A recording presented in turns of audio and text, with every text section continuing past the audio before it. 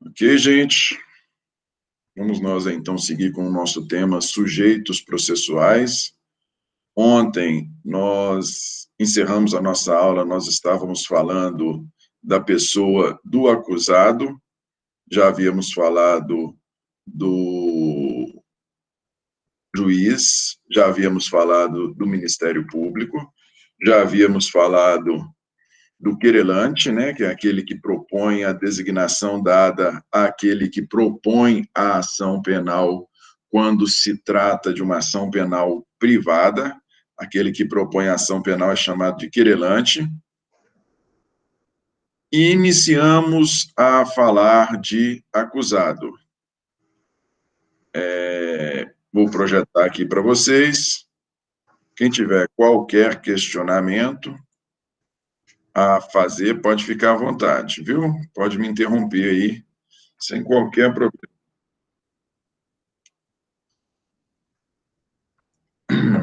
Quando nós falamos ontem do acusado, eu encerrei fazendo duas observações interessantes. São previsões constitucionais de responsabilização penal de pessoa jurídica. Nós temos a previsão lá na Constituição de responsabilização penal da pessoa jurídica nos crimes contra a ordem econômica e financeira e contra a economia popular, e também nos crimes ambientais. Hoje nós temos responsabilização, ainda nós não temos a regulamentação dos crimes contra a ordem econômica, não, mas nós já temos responsabilização por crimes ambientais de pessoas jurídicas. Como eu disse ontem, por óbvio que a pena tem que ser compatível com a natureza da pessoa jurídica. Não dá para você pensar em uma pena privativa de liberdade para uma pessoa jurídica, não é mesmo? Mas nós, quando vocês estudaram as penas, vocês viram que nós temos pena restritiva de direito, nós temos pena privativa de liberdade, nós temos pena de multa, nós temos as penas alternativas, que são de várias espécies. E é importante dizer, gente, que quando a responsabilização penal, quando o acusado trata-se de uma pessoa jurídica, quando ele é responsabilizado, essa responsabilização, ela é distinta da responsabilização dos seus dirigentes, dos seus responsáveis, dos seus representantes, dos seus administradores. Não é porque o crime ambiental foi cometido por meio de uma pessoa jurídica que somente ela seria responsabilizada penalmente e os seus diretores não. Tem nada disso. Nós temos uma dupla responsabilização, porém, para pessoas distintas. Correto? Isso aqui, quando vocês forem estudar a Lei 9.605, a Lei de Crimes Ambientais, vocês vão ver como se dá essa aplicação. Pedro, mas isso não geraria bis in idem? Fala-se que não se gera bis in idem porque as pessoas penalizadas são distintas. As pessoas penalizadas são distintas. Porém, são dois autores do mesmo crime? A pena, ela, ainda mais se nós estivermos falando de pena restritivas de direito, pena substitutiva, elas podem incidir em esferas distintas. Né? Se a gente estiver falando, por exemplo, de uma grande empresa, o capital da empresa é distinto do capital dos seus sócios. Se estivermos falando de pena de natureza pecuniária, certo? Nós temos, sim, se nós pensarmos, né? Se nós pensarmos que a pessoa jurídica, ela age por meio dos seus dirigentes, nós temos uma dupla responsabilização pela mesma conduta.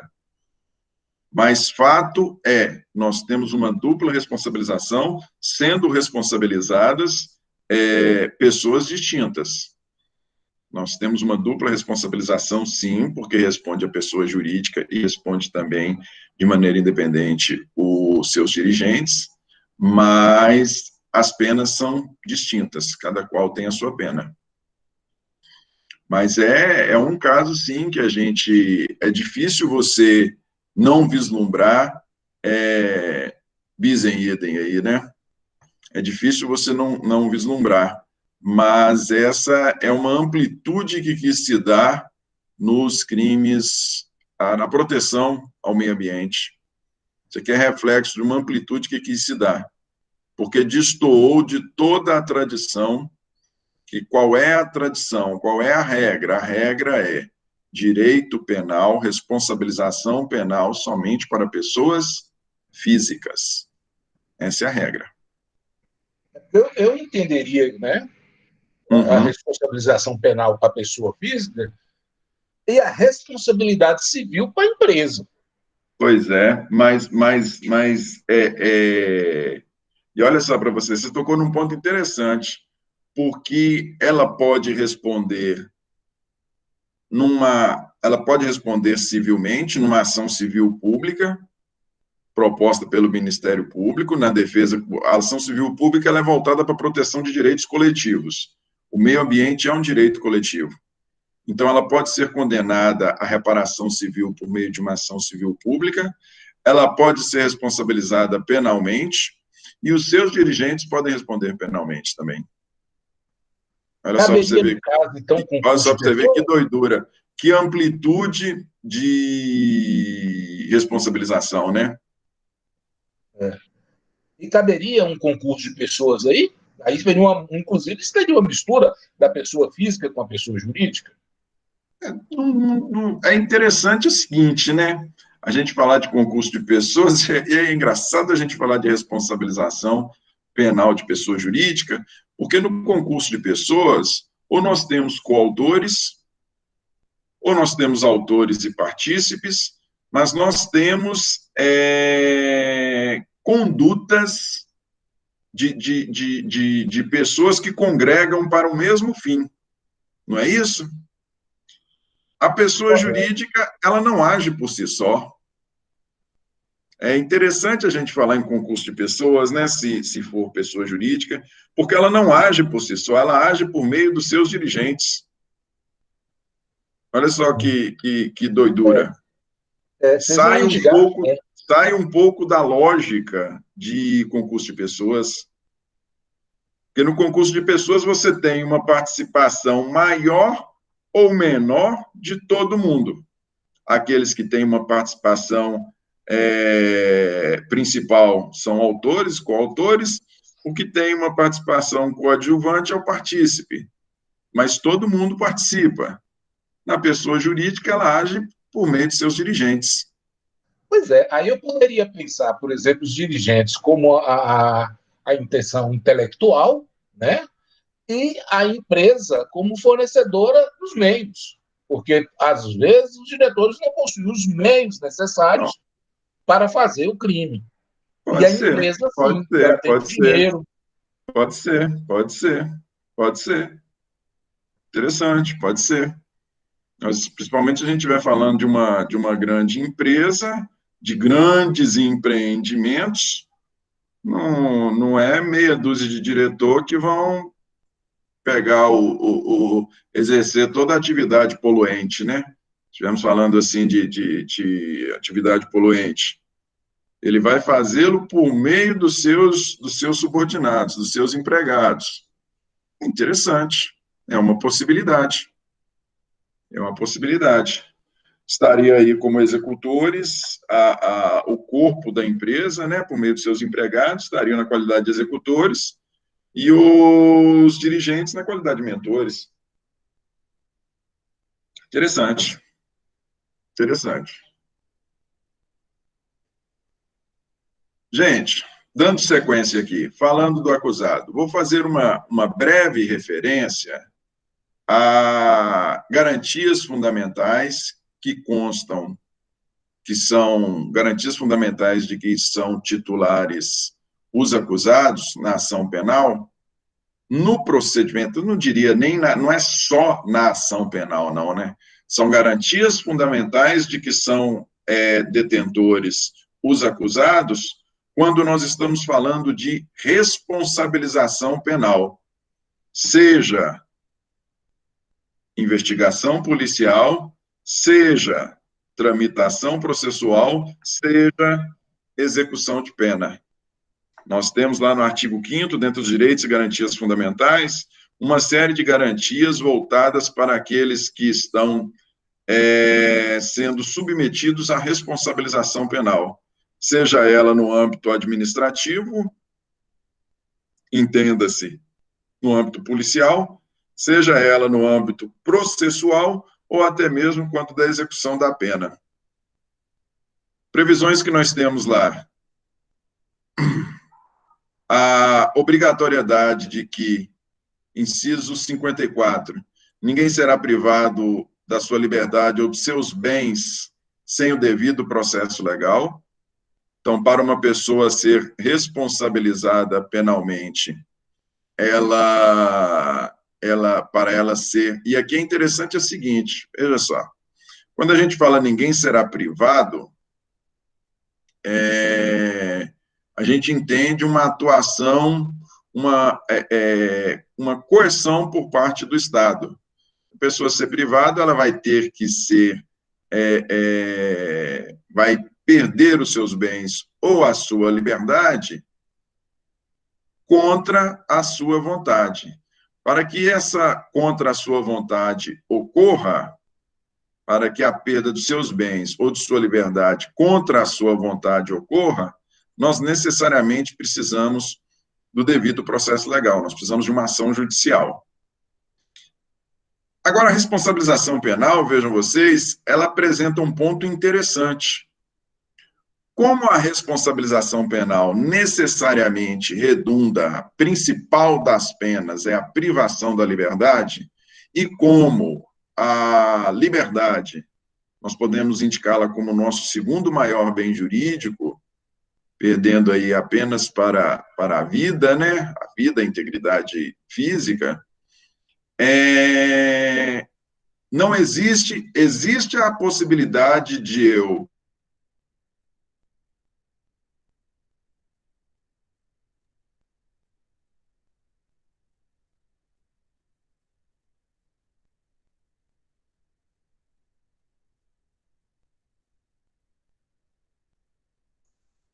Pedro, você está falando?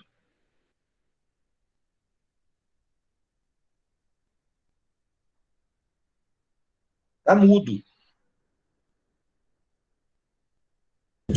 Travou a tela dele.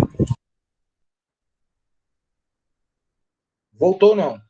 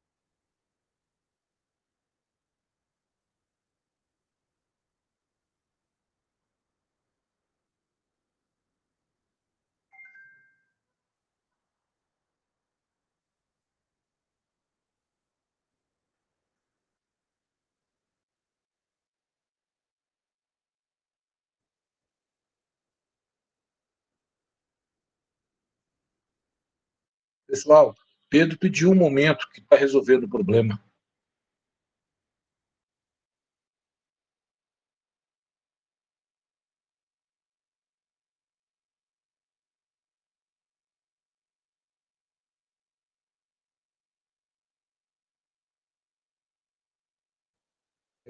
Ele não falou isso, não. Ele disse que estava resolvendo o problema e pediu um momento.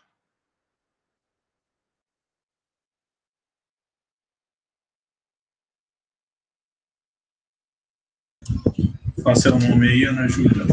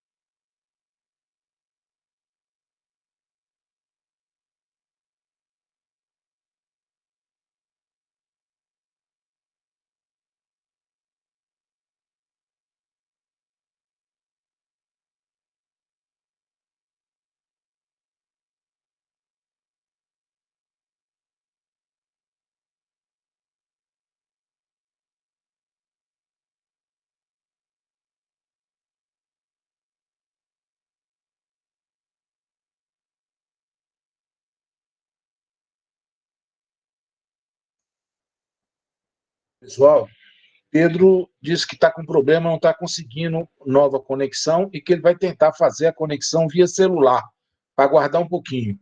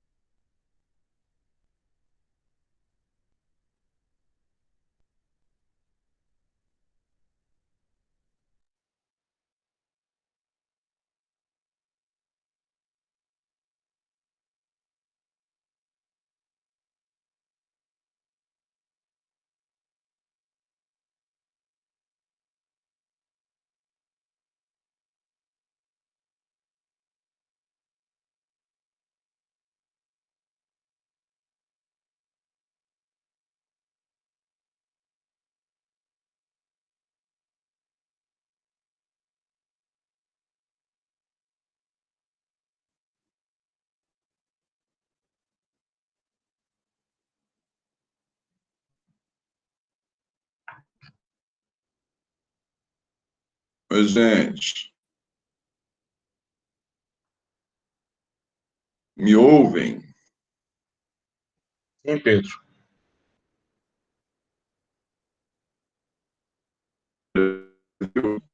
Foi só que outras pessoas me caíram do celular. Está cortando, Pedro.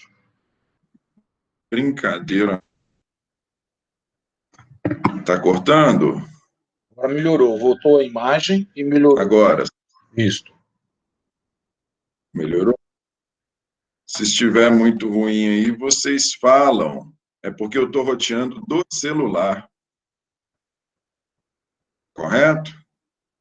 Ok, mas dá para assistir, dá para te entender bem. No momento, do jeito que está. Então tá jóia. Eu acho que eu vou até, o que eu vou fazer? Eu vou cortar a imagem, porque eu acho que sem a imagem, eu vou projetar para vocês o slide, e aí vocês me dizem se vocês visualizam o slide normal, tá bom? O importante aqui é onde nós paramos, gente.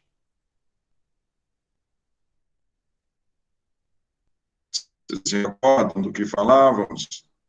Só depois que eu fui ver que tinha caído. Antes de mais nada, vocês visualizam o slide? Sim.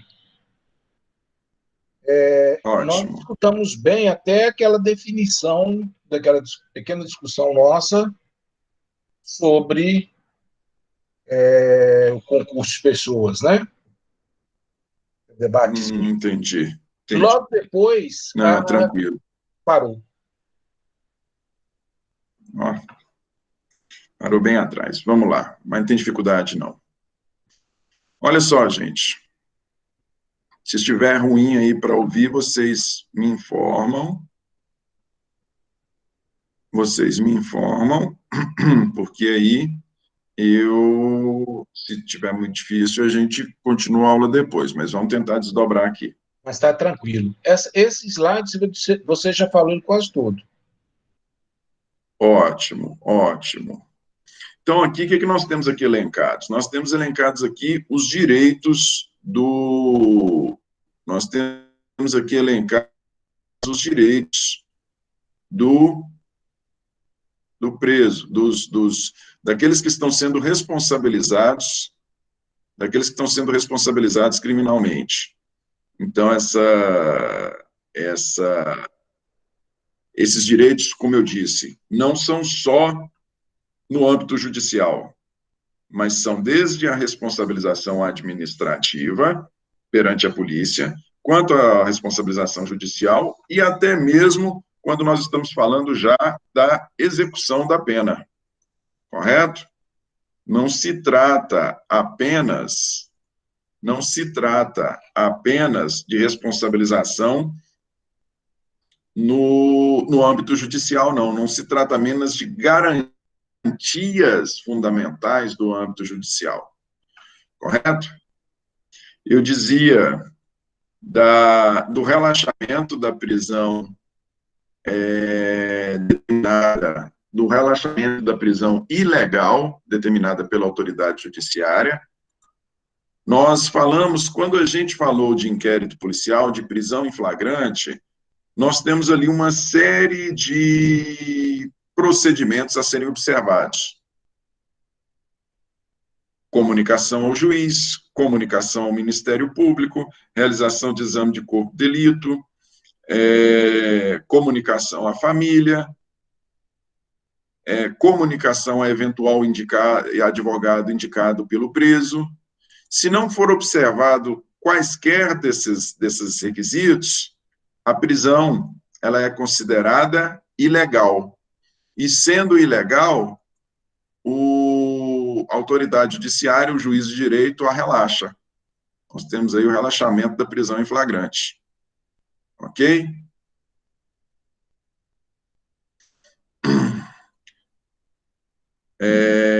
Ninguém é mantido preso. A prisão cautelar, inciso 66.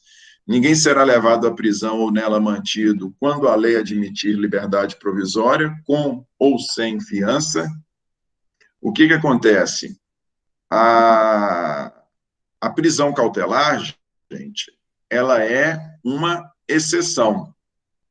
A privação de liberdade, ela tem que se dar no cumprimento de pena.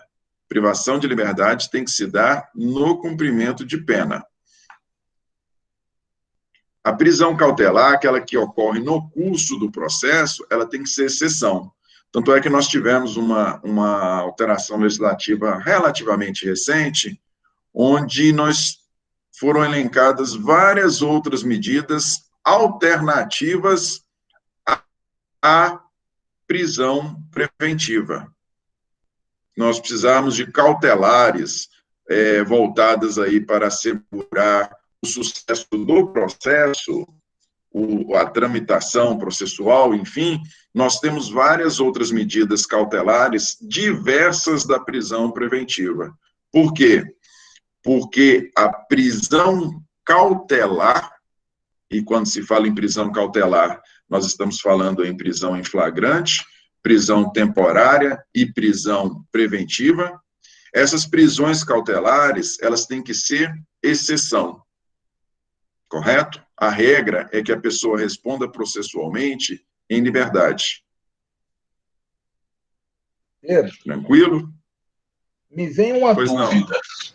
Com relação ao slide anterior, o inciso 54, ninguém será privado da liberdade ou de seus bens sem o devido processo legal. Isso me questiona uma coisa. Como é que nas batidas, né, que a polícia faz, chega na casa de alguém e apreende uma montanha de dinheiro, sei lá, uma quantidade de dinheiro. Não existe o processo legal ainda para provar que aquele dinheiro faz parte do crime ou de um ganho lícito. Mas a pessoa fica privada desse bem, inclusive com um prejuízo para o seu sustento e da sua família. Como é que fica? Como é que é o entendimento disso que eu não consegui pegar ainda? Olha só, quando o 54 fala em devido processo legal, nós não temos que entender devido processo legal como sendo uma decisão judicial transitada em julgado. Nós devemos entender aí o devido processo legal como sendo o procedimento a ser adotado pelos agentes do Estado, seja eles polícia, que integram o executivo, seja o próprio judiciário, se estivermos falando de um processo ainda em tramitação, o procedimento, a conduta adotada por eles tem que ser legal, tem que estar prevista em lei. Um dos princípios da administração pública, nós sabemos, vocês vão estudar direito administrativo mais à frente, mas um dos princípios é a legalidade. Todo agente público ele está adstrito ao que está determinado na lei. E quando se fala de privação de liberdade ou privação de bens, que não pode ser realizada essa privação sem o devido processo legal, o que se quer dizer é que esta privação tem que estar prevista em lei, o que não quer dizer necessariamente um processo judicial findo que não caiba mais recurso. Porque se assim fosse, nós não teríamos, por exemplo, se adotado o mesmo critério para bens e liberdade, nós não teríamos privação de liberdade cautelar. Nós não teríamos prisão em flagrante. Se entendemos que precisamos de uma decisão judicial transitada em julgado, se entendemos devido processo legal como sendo um processo do qual não caiba mais recurso, nós não teríamos prisão cautelar. Não poderia se falar em prisão em flagrante, preventiva temporária. Não poderia se falar em bloqueio de bens.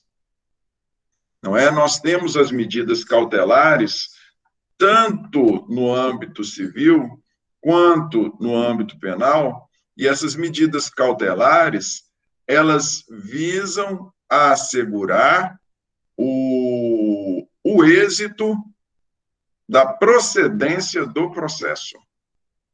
Elas visam assegurar o êxito da procedência do processo. Tanto é que você não tem deferimento, para você ter deferimento de medidas cautelares de qualquer natureza, bloqueio de bens, prisões, você precisa de um mínimo de prova. Você precisa de um mínimo de prova. Se você não tiver, você não consegue o deferimento. E essas medidas cautelares, elas visam exatamente garantir o êxito do processo, esse sim, do processo judicial, que tem sua tramitação própria, que tem sua demora própria. Correto? Mas quando se fala em devido processo legal, entenda-se atuação segundo o estabelecido em lei. E as medidas cautelares, prisões cautelares, bloqueios de bens, são legais. Ok, Pedro. Defensor, gente. Outro sujeito processual. É o defensor. Falar em defensor, necessariamente, nós estamos falando de advogado. A figura do advogado, eu sempre gosto de fazer referência a isso, não só por trabalhar na polícia, mas também tendo trabalhado no Ministério Público. Eu trabalhei no Ministério Público 8 anos, eu já estou na polícia há quase 14.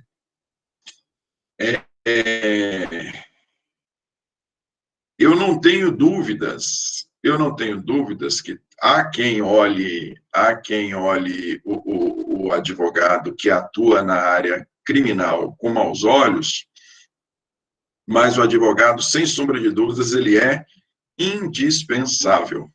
Ele é indispensável e ele exerce uma função muito importante no processo penal. Porque, na verdade, é o seguinte, se você for pensar, você for processual, você não Cortando, Pedro.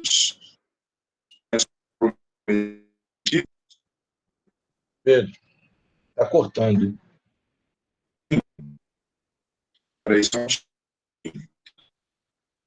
Se do lado de cá, me ouvem agora, normalmente? Sim. Me ouvem? Ouvimos bem até você falar que você vê com bons olhos os advogados que atuam pelo réu. Eu vejo com bons olhos a pessoa do advogado. Por quê? Por que eu vejo com bons olhos? Porque, na verdade, o Estado ele é gigante. O Estado, que é a quem compete perseguir em juízo, que é aquele a quem compete a responsabilização penal, o Estado ele é gigante, o Estado ele é imenso. E se ele não tiver profissionais comprometidos com a correta aplicação da lei, o Estado ele simplesmente tritura aquele que está sendo acusado de cometimento de delito.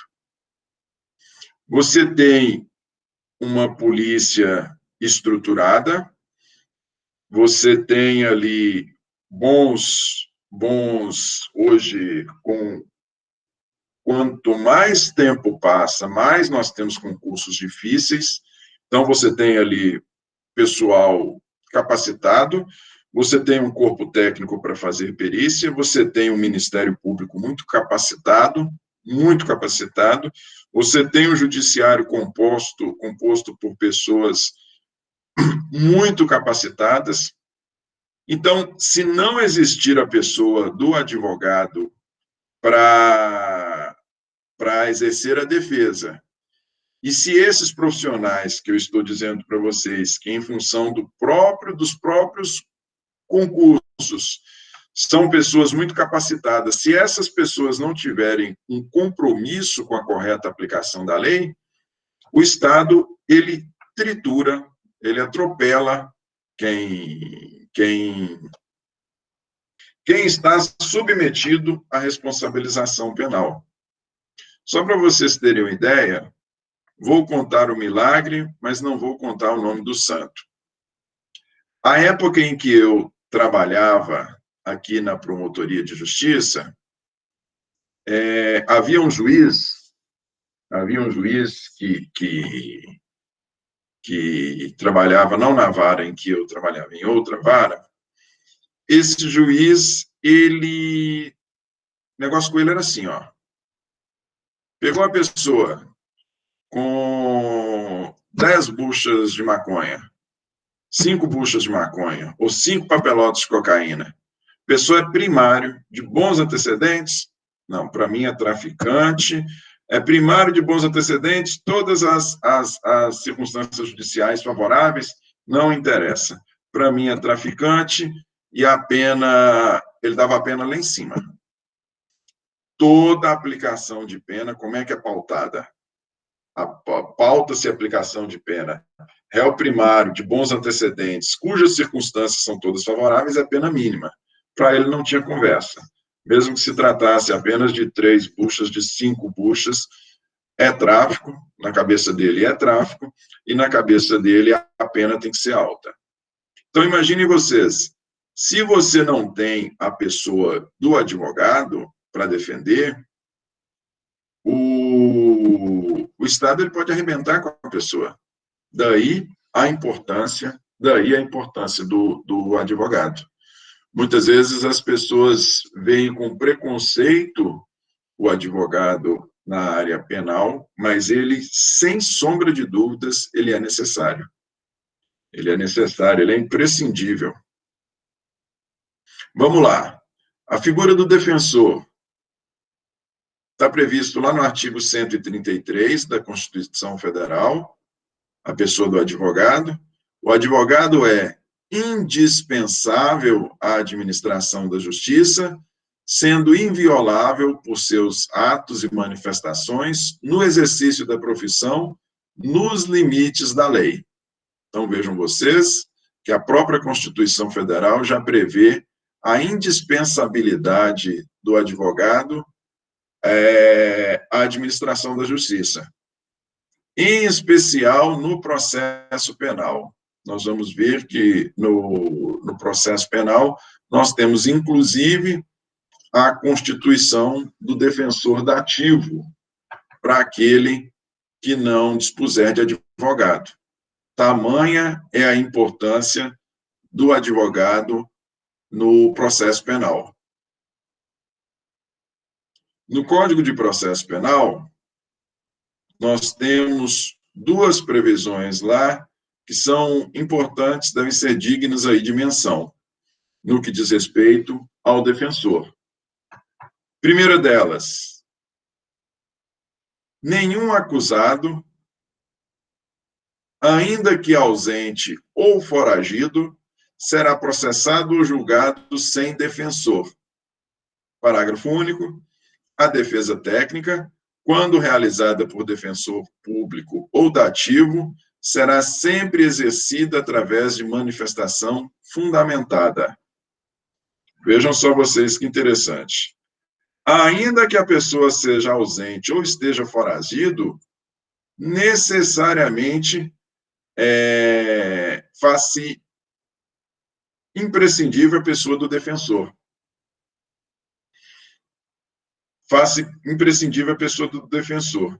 Vocês já estudaram em processo civil e já viram que em processo civil, quando o réu é revel, nós não temos a nomeação de defensor lá, não temos? Se o réu é revel, ele responde ao processo, o processo tem sua tramitação normal. Aqui, se o réu for foragido, mesmo sendo ausente ou foragido, ou seja, ele não foi encontrado, ele não foi intimado, ainda assim, o juiz determina a constituição de um defensor, que é chamado defensor dativo.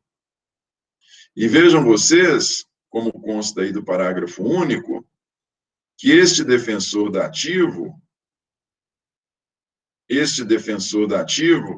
ainda está cortando, gente? Vocês estão me ouvindo?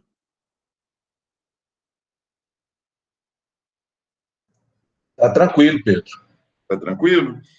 Esse defensor dativo, para garantir que essa defesa não seja meramente figurativa, o que determina o parágrafo único do 261? Ele determina que a defesa técnica ela sempre será exercida através de manifestação fundamentada. Nós precisamos de manifestação expressa. Não é a mera figura. O advogado, o defensor dativo, seja ele defensor público ou nomeado pelo juiz, ele não pode ser meramente figurativo, não. Ele tanto não pode ser meramente figurativo, que a sua manifestação sempre tem que ser fundamentada, sempre tem que ser clara. Correto? O artigo 263 do CPP também fala da figura do defensor, também se refere aqui especificamente ao defensor dativo. Se o acusado não tiver, ser-lhe-á nomeado defensor pelo juiz, ressalvado o direito de, a todo tempo, nomear outro de sua confiança, ou a si mesmo defender-se, caso tenha habilitação. Parágrafo único. O acusado que não for pobre será obrigado a pagar os honorários do defensor dativo arbitrados pelo juiz. Essa figura do defensor dativo, gente, é lógico que ela existe nas comarcas onde nós ainda não temos a presença da defensoria pública, que quando nós estamos falando de o acusado for pobre. Se ele for pobre, se ele não tiver condições de bancar o advogado, em comarcas como Montes Claros, a sua defesa se faz por meio da defensoria pública. Mas em comarcas onde não tem defensoria, nessas comarcas, aí nós temos a nomeação de um advogado dativo. Correto? Agora, vejam vocês, a importância da defesa técnica no processo penal é tamanha que, mesmo se o acusado não for pobre, no sentido legal, mesmo se ele não for pobre, ainda assim o juiz nomeia um advogado dativo, um defensor dativo, perdão, caso ele não nomeie defensor. Nós temos o defensor constituído e o defensor dativo. Se o réu, aquele em face de quem foi proposta a ação, se ele não nomear defensor, se ele nomear defensor, nós vamos estar diante de um defensor constituído. Se ele não nomear defensor, nós vamos estar diante, o juiz vai lançar a mão do defensor dativo. Se o réu for pobre, se o réu não for pobre, por mais que tenha sido nomeado um defensor dativo, ele terá a obrigação de pagar os honorários. Obrigação de acordo com tabela estabelecida pela OAB. Ele terá a obrigação de pagar advogado. Você fala assim, mas por que disso? Por que essa diferença do processo civil? No processo civil, o juiz não tem esse cuidado, nós não temos previsão legal dessa obrigação do juiz. Por que disso? Porque no processo penal, nós estamos falando de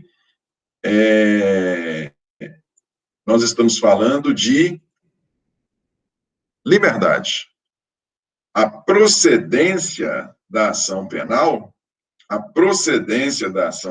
ou seja, se a procedência da ação implica em condenação. Se houver condenação, eu sempre gosto de fazer referência, e for aplicada a pena clássica, que é a pena privativa de liberdade, o segundo maior bem jurídico da pessoa vai ser atingido. Correto? Que é a liberdade. Se redundar em pena de prisão, o segundo maior bem jurídico dela vai ser atingido. Em função disso, é que, em qualquer circunstância, a pessoa tem que estar representada por um defensor. Ainda que a pessoa tenha condição financeira para bancar advogado, se ela não nomear defensor, o juiz nomeia-lhe um defensor dativo e ela permanece com a obrigação de pagar os honorários. Beleza?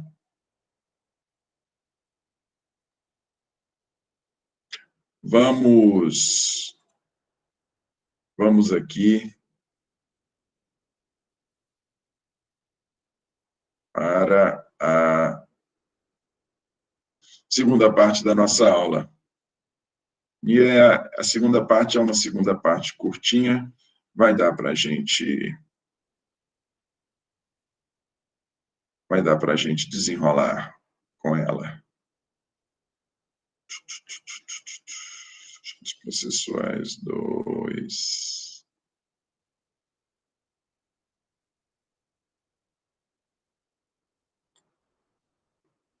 Um momentinho, gente.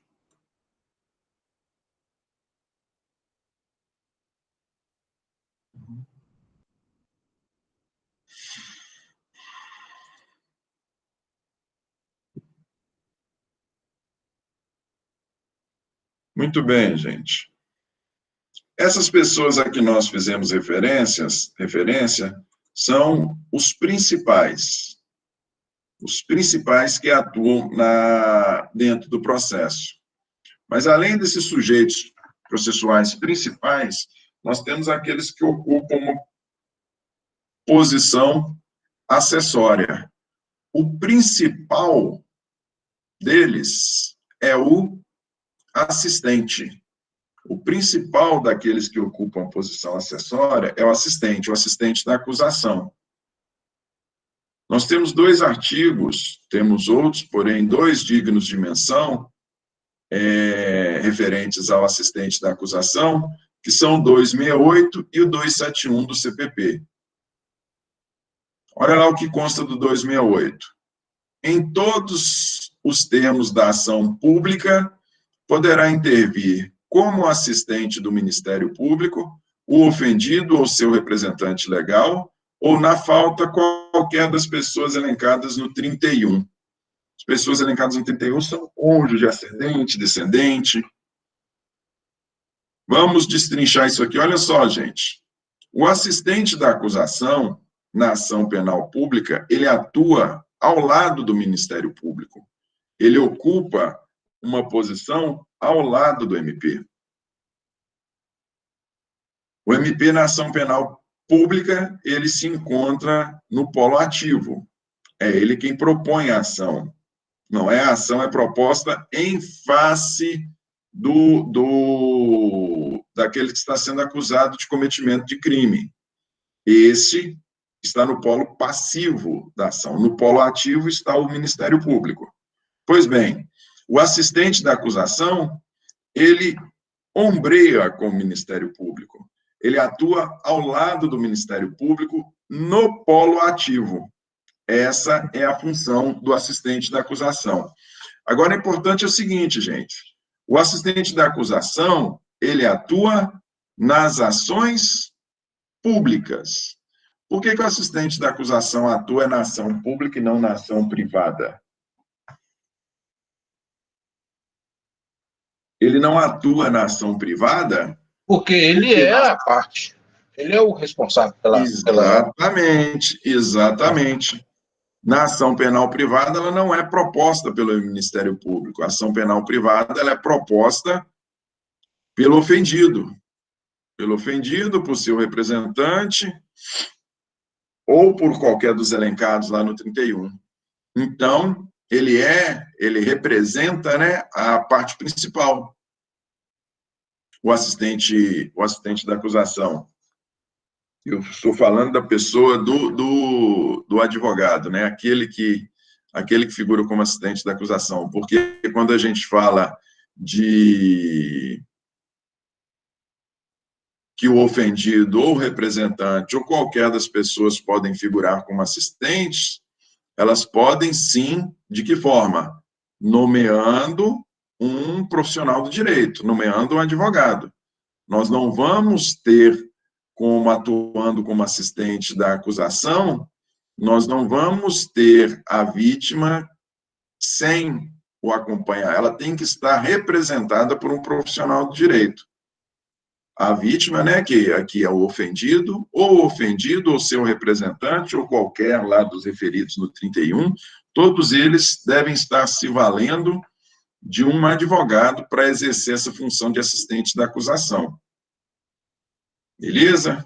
E o no 271... caso da privada, da ação privada, o Ministério Público pode atuar como assistente, né? O advogado. Exatamente. É isso que vamos fazer referência lá na frente, que no Ministério Público na verdade, ele atua como assistente, não é na ação privada. Ele atua como assistente, eu já vou fazer referência, é na privada subsidiária da pública.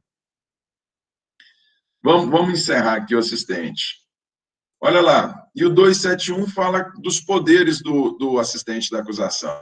O que pode o assistente da acusação dentro do processo penal, dentro das ações públicas? Ele pode propor meio de prova, propor perícia, juntada de documento, indicar testemunhas, ele pode perguntar as testemunhas durante a audiência.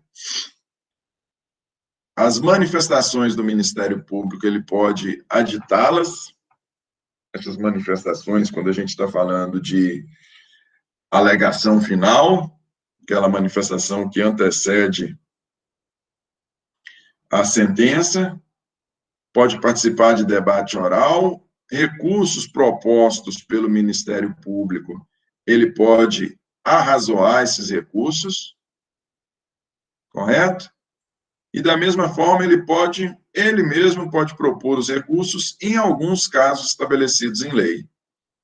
Quando se diz que ele pode arrazoar os recursos, é porque, na verdade, quando a gente interpõe um recurso, existem dois momentos. Você pede a interposição de recurso, esse é o momento 1, você tem deferido o seu direito de apresentar o recurso, você tem deferido o direito. Deferido este direito do recurso, vem o momento 2, que é a apresentação das razões de recurso, que é quando você motiva, você pede ao juiz para que ele receba um recurso de apelação, recebendo ele, você arrazoa, você apresenta as razões do seu recurso. Quando fala que o assistente da acusação ele pode arrazoar, é porque o recurso foi interposto pelo Ministério Público. Ele simplesmente vai apresentar as razões. Mas, mais do que isso, além de apresentar razões nos inquéritos, nos recursos interpostos pelo Ministério Público, o assistente da acusação pode, ele mesmo, por si só, recorrer em alguns casos estabelecidos em lei.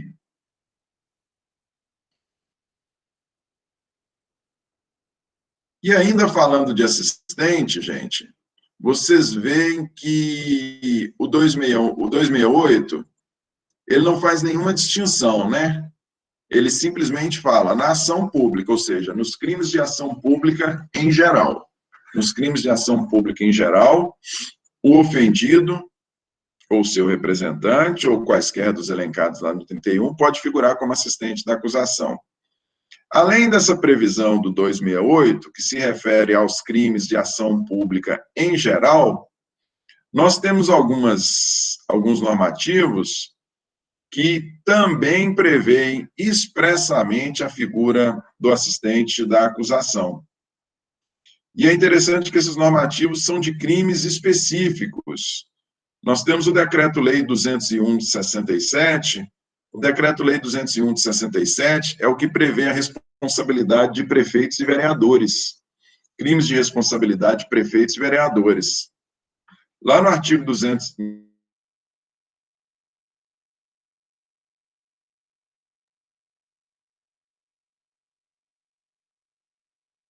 Cortou, Pedro. No artigo 2º Cortou. do Decreto 201, nós temos do juízo singular estabelecido pelo Código de Processo Penal. Cortou aí ou não? Voltou. Está ouvindo direitinho? Voltou agora. O processo dos crimes definidos no artigo anterior é o comum do juízo singular, estabelecido pelo Código de Processo Penal, com as seguintes modificações. Olha lá, para vocês verem que interessante. Os órgãos federais, estaduais ou municipais interessados na apuração da responsabilidade do prefeito, parágrafo 1º, podem requerer a abertura de inquérito policial ou a instauração de ação penal pelo Ministério Público, bem como intervir em qualquer fase do processo como assistente da acusação. Vejam vocês, nos crimes de responsabilidade de prefeitos e vereadores, não raro, nós temos que saber, para saber quem é a vítima, nós temos que saber de onde vem o recurso. Se o recurso é federal, por vezes aí nós temos convênios estabelecidos entre municípios e o governo federal e a União, neste caso, eventuais desvios dos recursos à vítima e à União. Então, o recurso também pode ser estadual, nós podemos ter um convênio estabelecido entre o município e o Estado, e neste convênio, o recurso ser direcionado do Estado para o município, o desvio deste recurso, no desvio deste recurso, a vítima é o Estado, ou podem ser recursos municipais, recursos do próprio município. Em qualquer destas situações, se nós estivermos diante de um crime de responsabilidade aí praticado pelo prefeito, um dos crimes previstos no Decreto-Lei 201, nós temos aqui a previsão expressa de que a União, o Estado ou o município, e aí vai depender da origem do recurso, a União, o Estado ou o município vai poder estar ali lado a lado com o Ministério Público, exercendo a função de assistente de acusação. Vocês vejam que é uma previsão, além do 268, que é para os crimes em geral, os crimes de ação pública em geral, no Decreto-Lei 201, que se refere exclusivamente a crimes de responsabilidade de prefeitos e vereadores, nele nós temos a previsão expressa da possibilidade aí das vítimas, que são os entes públicos, né? São os entes federados, na verdade, vai depender da origem do recurso, para sabermos se quem pode figurar como assistente da acusação vai ser a União, o Estado ou o próprio município. Beleza? Pedro, me surgiu uma dúvida aqui. No caso da ação privada subsidiária da pública, se o Ministério Público se manifestar, ele assume a ação? Nós vamos fazer referência a ele aqui agora na sequência, é o próximo tópico. Uhum. Eu vou fazer referência e a gente vai conversar a respeito. Na verdade, é o único que nos resta aqui, a atuação. Mas antes disso, eu só queria falar com vocês a respeito também de uma outra previsão expressa de assistência da acusação, previsão expressa, específica, na Lei 7.492, que é a Lei de Crimes Financeiros.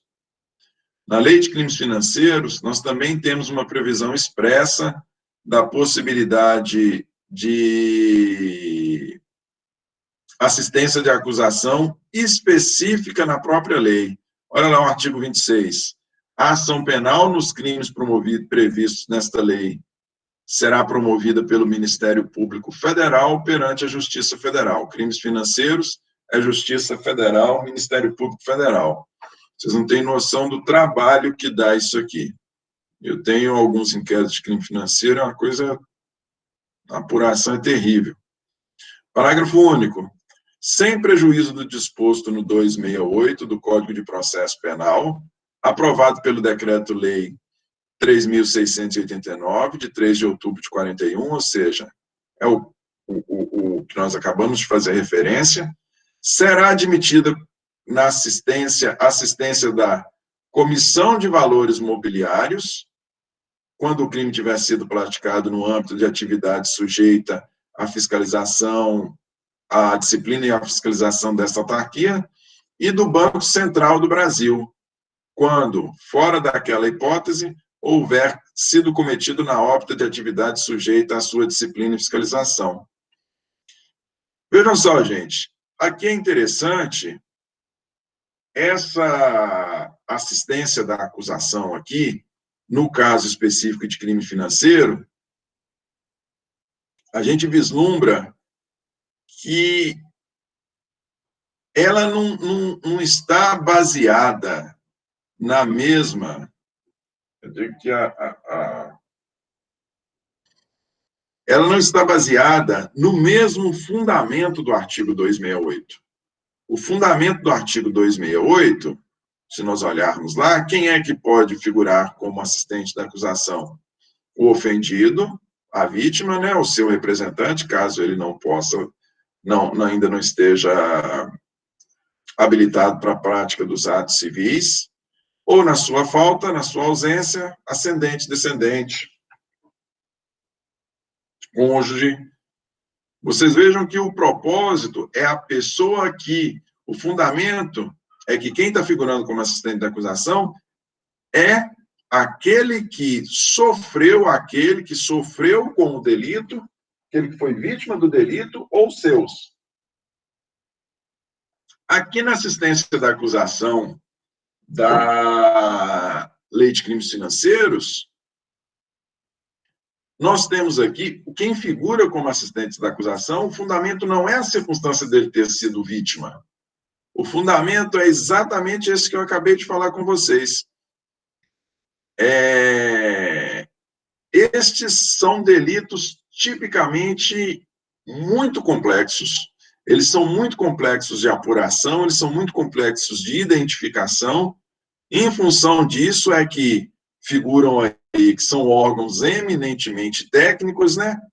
Figuram aí a Comissão de Valores Mobiliários, podem figurar a Comissão de Valores Mobiliários e o Banco Central do Brasil como assistentes, como os auxiliares do Ministério Público.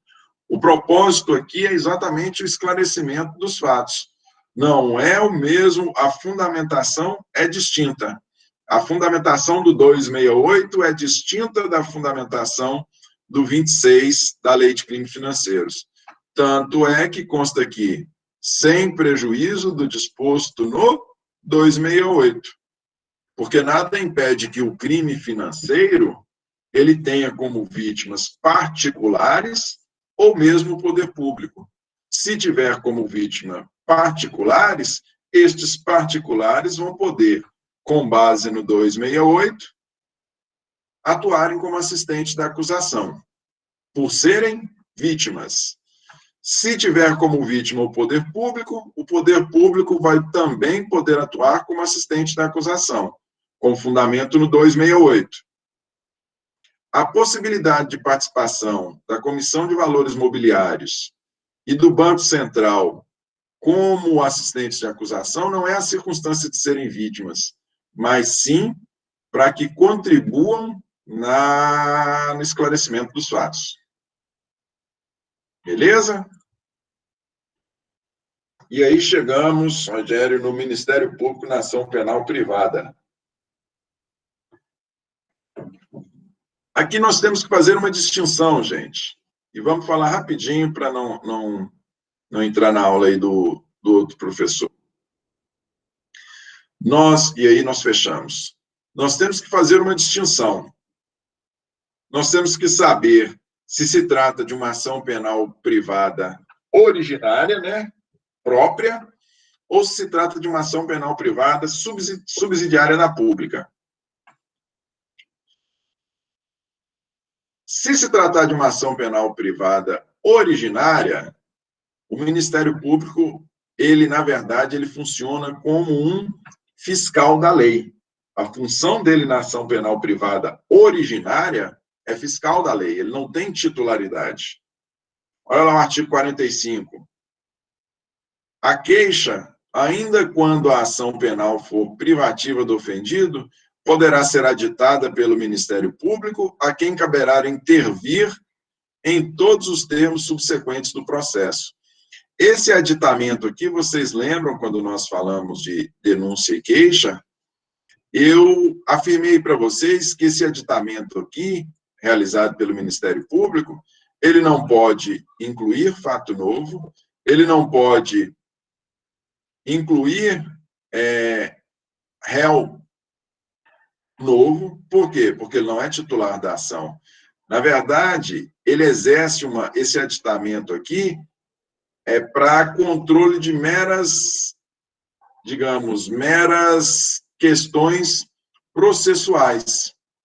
Ele preza pela indivisibilidade da ação penal privada, né, que não pode ser proposta apenas contra um, mas aí se um ou dois, em caso de concurso de pessoas, se for proposto contra um ou dois, havendo concurso de 3 ou mais pessoas, na verdade a pessoa vai estar, o autor vai estar indiretamente abrindo mão do seu direito de ação. A verdade é essa. Porque o Ministério Público, no seu aditamento, ele não é titular. Aqui na ação penal privada originária, ele atua como fiscal da lei. O propósito dele é conferir a regularidade do processo. Artigo 48, também faz referência. A queixa contra qualquer dos autores do crime obrigará o processo a todos, e o Ministério Público velará pela sua indivisibilidade. Esse velar pela indivisibilidade aqui, o que quer dizer? Quer dizer que, eventualmente, nós não podemos, uma vez proposta a ação penal privada, em caso de concurso de pessoas contra todos os autores, não há possibilidade do querelante, né, daquele que propõe a ação penal privada, não há possibilidade dele desistir da ação com relação a um ou dois autores. Em caso de concurso, ele tem que desistir da ação com relação a todos os seus autores. Todos os seus autores. O que tem que ficar bem claro, gente, é que na ação penal privada originária, função do MP, fiscal da lei. Ele simplesmente está ali para acompanhar a regularidade do processo. Posição diferente ele ocupa na ação penal privada subsidiária da pública. Se nós estivermos falando daquela ação penal privada que é proposta em função da inércia do MP, a ação penal, ela originariamente era uma ação penal pública. Porém, o Ministério Público deixou escoar o prazo de propositura da ação, ele deixou escoar o prazo de propositura da ação, e o ofendido propôs ele uma ação penal privada no lugar da pública, de maneira subsidiária. Neste caso, o Ministério Público, aqui, ele atua como assistente da acusação. Ele atua como assistente da acusação até o momento em que ele decidir assumir a titularidade da ação penal. E aí deixa de ser uma ação penal privada e passa a ser uma ação penal pública. Olha lá como consta do 29. Será admitida a ação privada nos crimes de ação pública, se esta não for intentada no prazo legal, cabendo ao Ministério Público aditar a queixa, aqui o poder dele é muito maior. porque a ação penal era originalmente pública. Repudiá-la ou oferecer denúncia substitutiva, intervir em todos os termos do processo, fornecer elementos de prova, interpor recurso e, a todo tempo, no caso de negligência do querelante, retomar a ação como parte principal. E aqui o interessante é o seguinte, gente, ele funciona como um assistente da acusação, como consta aqui no fechamento do artigo, ele pode retomar a ação como parte principal, caso queira, e o que acontece aqui, pode acontecer uma situação interessante.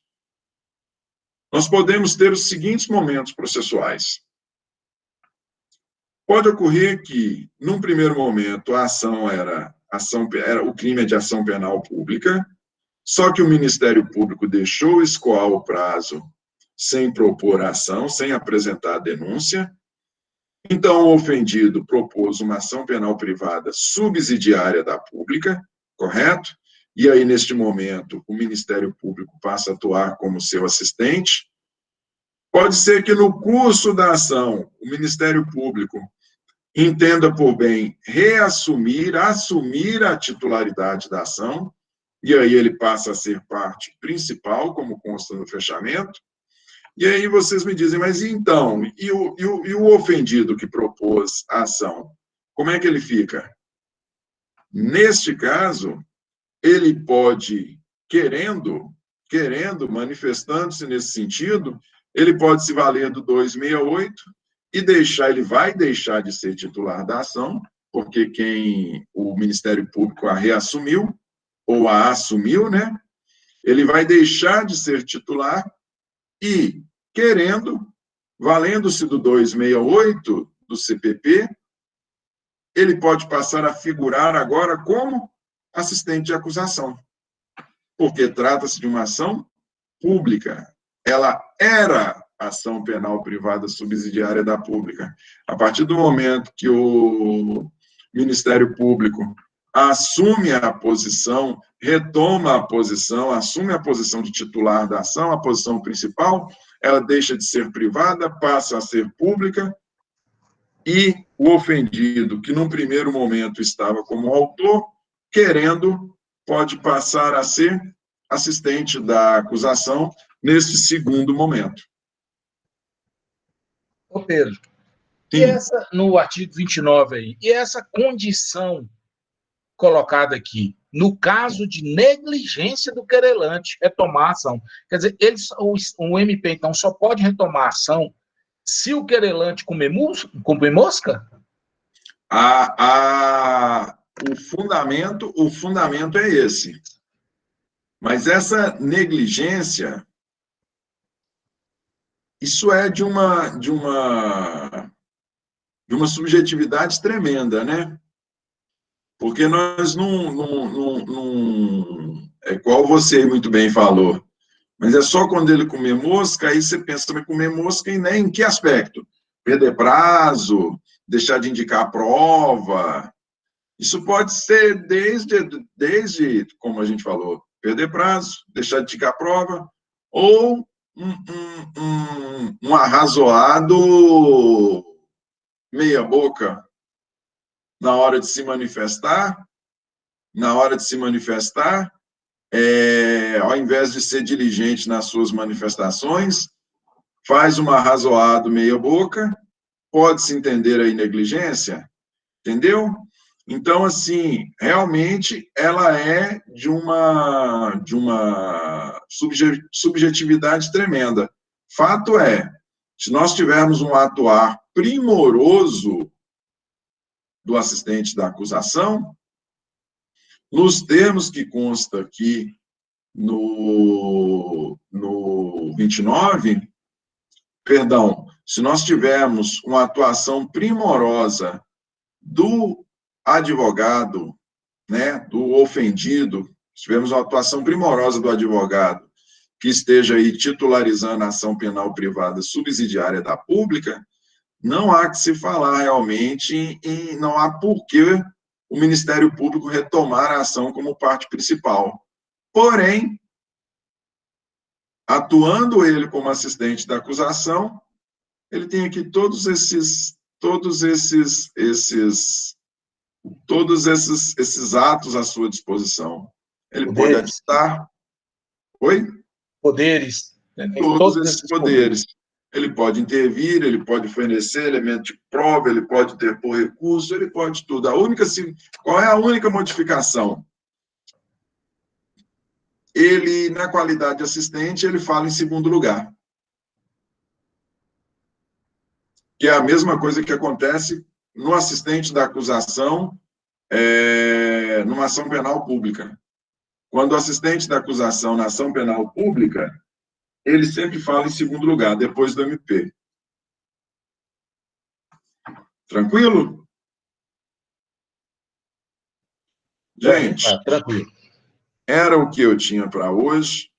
Na próxima semana nós não teremos aula segunda e terça, né? Na semana seguinte nós vamos tratar vamos começar a competência.